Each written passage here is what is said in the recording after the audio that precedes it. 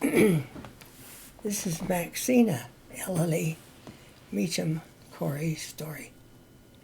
She was named after Grandma Ella Jane. Maxie was afraid of everything. The dark, Indians, wild animals, meeting new people. She had heard old stories of attacking Indians and she thought they were all still that way.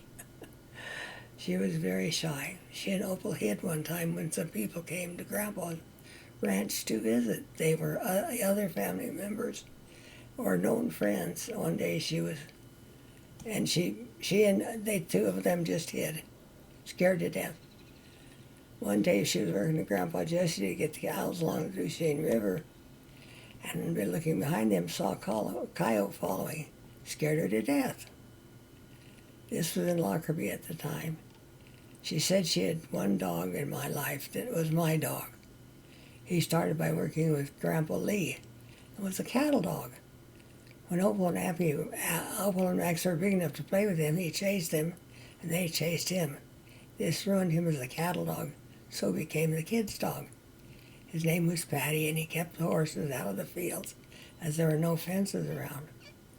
One day he nipped at the horses' heels to keep them in line, and one kicked him in the head, knocking him out cold. Maxie saw it and thought he was dead. He wasn't. He was still just a big kid dog. When they moved to Flagstaff, they left the dog with Grandma Ella Jane. They came back for a visit, and as they were leaving to go home, the dog got into the back seat of the car and wouldn't move, so they took him home with them.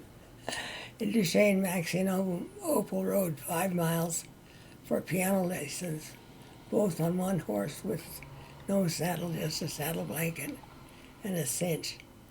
They also rode to school, and when Leland started, all three rode on the same horse. In the winter, they rode through the woods. In the summer weather, they all walked to school.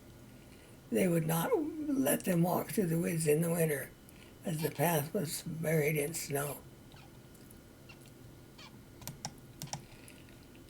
I will tack Daddy's story along with Mother's. Charles Harry Corey Jr.'s story is not very long. He was in the cavalry at Fort Huachuca for 1 month each summer. He loved the cavalry especially. Mom and Dad were engaged several years before they were married. They got engaged quite early. Dad wanted to get Mom a diamond ring, and Grandpa Lee thought it was too soon. So Daddy bought her a beautiful turquoise ring as her engagement ring, and that served all of her life as her engagement ring. Mama said some of her girlfriends went to one of the foot golf games, and Daddy was there with another girl. Mom and her friend had started following him around and teasing him, but it was not long after that Mom had him. He left this other girl, went to her. Daddy worked all the time. He was out on the fire escape. Daddy smoked all the time. He was out on the fire escape of the school building to smoke.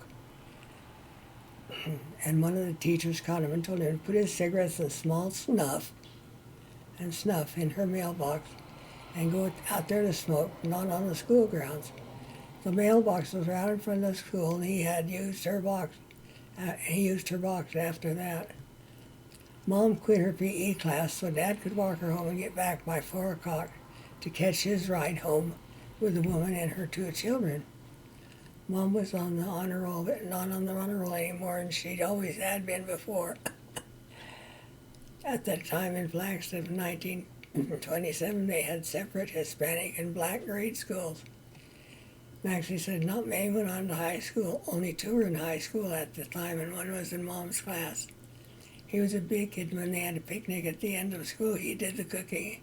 She said it was good food. Charles told about one incident that occurred when he was still a baby. His parents, Charles Sr. and Millie, were driving to town in the wagon. They put Charles Jr. in the back of the wagon, and as they drove along on the rough roads, he bounced up and down till he bounced out, still in his carry-on of some sort. It took a while to realize he was missing. When they finally come back, he was found in the middle of the road, squalling like crazy. Oh, that's all of that one. Wish I had more.